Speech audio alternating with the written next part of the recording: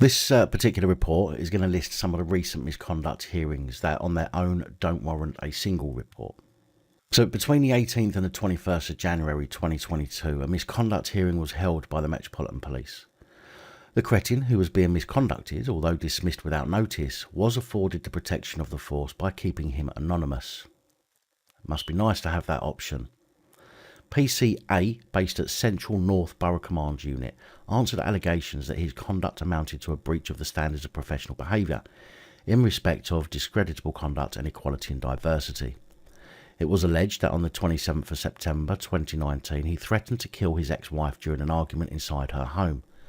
It is also alleged that PCA made derogatory and homophobic comments to two females who his ex-wife had called to the address to help her. The panel chaired by Mr Christopher McKay found the allegations amounted to breaches of the standards of discreditable conduct and equality and diversity, and further found them as proven as gross misconduct. Therefore, had he still been serving, he would have been dismissed. The Metropolitan Police held another misconduct on the 24th, this time for someone who must have upset them, as they released his name. Former PC Dilraj Singh, who resigned before his hearing, is said to have drove to work when he was well over the drink-drive limit. He was unfit through drink for his duties that he then undertook, although most seriously in relation to this it said he equipped himself with a taser which he could not have been fit to use. In doing so, he put the public, his colleagues and himself in danger. Former PC Singh claimed that he had not drunk alcohol until he had arrived at work, which makes it even worse. However, he was found guilty following a not guilty plea of driving after consuming so much alcohol that the proportion of it in his breath exceeded the prescribed limit. Finding the matter of gross misconduct proven, it was ordered that by the panel, in his absence, as he couldn't even be bothered to turn up, that had he still been serving, he would have been dismissed without notice. What a fat lot of good that is. Avon and Somerset had its own misconduct hearing on the 12th of January for PC, or rather former PC, Daniel Wallwork. Former PC Wallwork was alleged to have sent an image through WhatsApp to a colleague of a dead body. Wallwork was sent to reports of a sudden death on the 16th of April 2020. Whilst at the address, he used his personal phone to take a photo of the woman's partially clothed body laid face down on a bed, along with the message, "After all these years, I've finally met her." Wallwork subsequently claimed he sent the image to inform his colleague of the woman's death, as they'd recently discussed concerns for her welfare.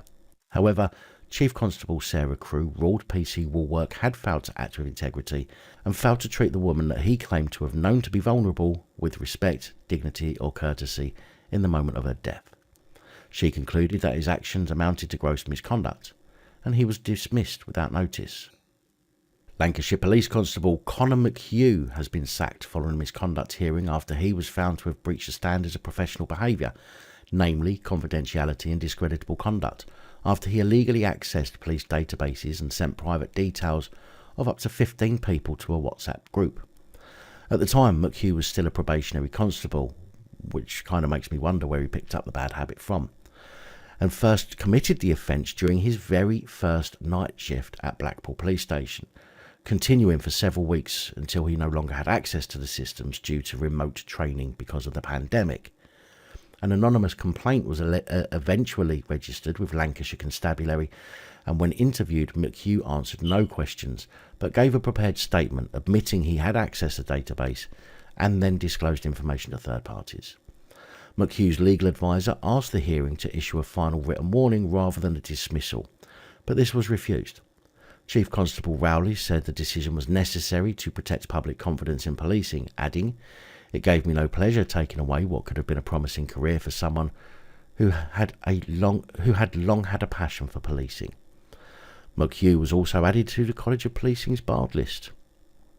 On February the 4th, 2022, Leicestershire Police will be holding a misconduct hearing over a former PC who they have allowed to remain anonymous.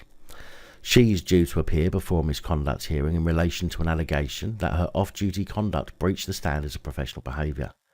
It is alleged that the former PC failed to take any adequate steps to prevent crime, in that she participated in an aggressive confrontation in Leicester on the 8th of August 2021, during which a woman was assaulted by a man.